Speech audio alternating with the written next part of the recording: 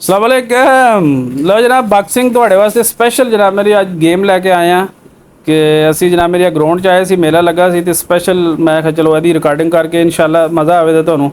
ਮੁੰਡਾ ਨਾੜੀ ਏ ਜਨਾਬ ਮੇਰੀ ਸਾਡੀ ਤਰਫੋਂ, ਤੇ ਉਹ ਖਿਲਾੜੀ ਏ ਲੜਕਾ ਜਿਹੜਾ ਨਾ ਉਹਨਾਂ ਦਾ ਜ਼ਾਹਿਰ ਉਹ ਤੇ ਮਾਸਟਰ ਏ, ਉਹਦੀ ਤੇ ਟ੍ਰੇਨਿੰਗ ਹੀ ਐਸੀ ਹੈ ਕਿ ਉਹ ਦੂਸਰੇ ਬੰਦੇ ਨੂੰ ਖੰਘਣ ਨਹੀਂ ਦਿੰਦਾ। ਲੇਕਿਨ ਫਿਰ ਵੀ ਚਲੋ ਕੋਸ਼ਿਸ਼ ਕਰਨੇ ਆ ਇਨਸ਼ਾਅੱਲਾ। ਕੋਸ਼ਿਸ਼ ਕਰਨ 'ਚ ਜਨਾਬ ਮੇਰੀ ਕੋਈ ਹਰਜ ਨਹੀਂ, ਤਾਂ ਕਿ ਜਨਾਬ ਮੇਰੀ ਜਿੱਤ ਹਾਰ ਤੇ ਮੇਰੇ ਅੱਲਾ ਕੋਲ है ना। लेकिन ऐ तो ना कहे भी कोई जनाब मेरी ग्राउंड च आए ही नहीं है, ठीक है। तो लड़का ज़रा नवा है तो इंशाल्लाह जनाब मेरी मैनू उम्मीद है भी कोई ना कोई करेगा सही, ठीक है। लेकिन उन्होंने लड़का स्पल्ट है जो कि सुबह तो शाम तक फिर वो वैसे भी बड़ी ट्रेनिंग होंगी है बनिस्बत दूसरों के।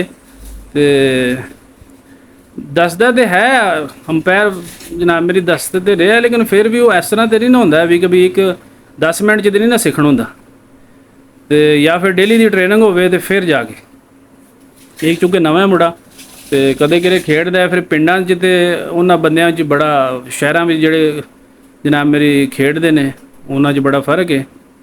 फिर ग्राउंड उहदा अपना है, फिर जनाब मेरी सारा सैटअप उहदा अपना है, वो बगैर खौफ तू ਉਹਦੇ ਨਾਲ पूरे जनाब मेरी सैट सारा ਉਹਦਾ है।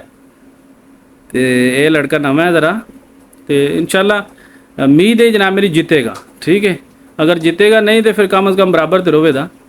लेकिन असल चीज़ है कि भी वो जड़ा ना लड़का इनू होश नहीं आवन दे रहा, ਇਹਦੇ ਜਿਹੜਾ ਉਹ पंच मारदा है ना वो पहला ही इनू जनाब मेरी थ्रेड कर लेंदा, ठीक है।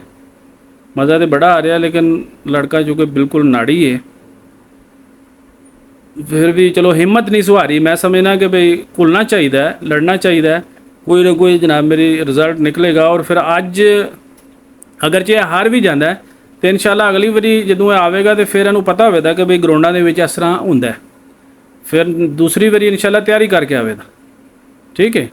तो यकीन करो बड़ा मज़ा आया, कोशिश की मुंडे ने, इन्ने मुंडियां दे विच कोई बंदा भी